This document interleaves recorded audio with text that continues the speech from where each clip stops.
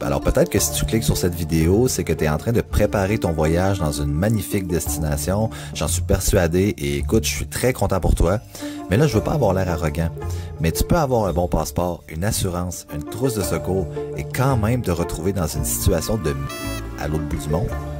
C'est pour ça qu'aujourd'hui, dans cette vidéo, je te présente 4 pièges invisibles auxquels souvent les gens vont pas penser se préparer. Donc, c'est parti.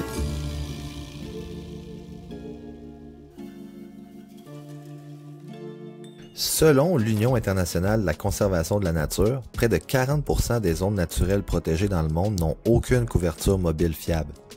Et c'est une illusion qui, selon moi, se confirme quand on lit les études de 2023 que Nature Compass a fait, qui démontrent que 25% des points d'intérêt touristiques sur Google Maps en zone rurale sont erronés, obsolètes ou déplacés. On pense avoir la meilleure technologie du monde dans la poche, et c'est souvent vrai. Mais le problème, c'est pas l'outil, c'est la confiance aveugle qu'on lui accorde. Alors plus l'app est fluide, plus on oublie de douter. TripAdvisor note ce resto 4.8 étoiles. On y va. Le blog fait avec intelligence artificielle annonce que le sentier est facile. On y va. Alors, on passe sans se poser de questions. Mais le problème, c'est que ces outils sont pas infaillibles. L'information est parfois obsolète. C'est souvent copié sans vérification ou simplement basé sur des données superficielles, notamment sur le SEO. Donc voilà.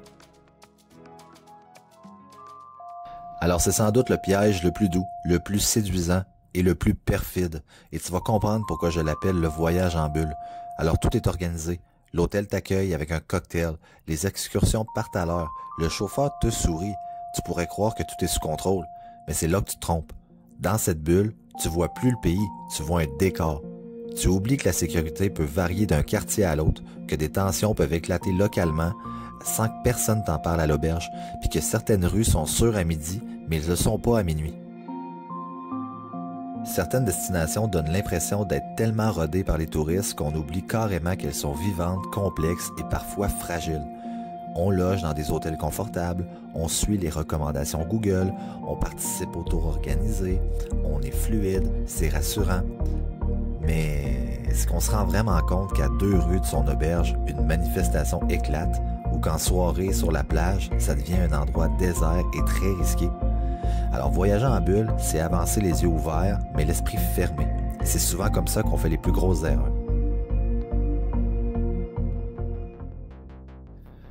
C'est sans doute l'un des dangers naturels les plus meurtriers dans les zones côtières et pourtant les moins reconnus. Le courant de retour. Lui, il va pas se manifester par des vagues géantes, alors tu ne le vois pas, c'est un courant sous-marin. Alors le Costa Rica, l'Australie, la Thaïlande, la Floride, tous des pays bordés par des océans puissants, notamment le Pacifique qui est reconnu pour les rip currents.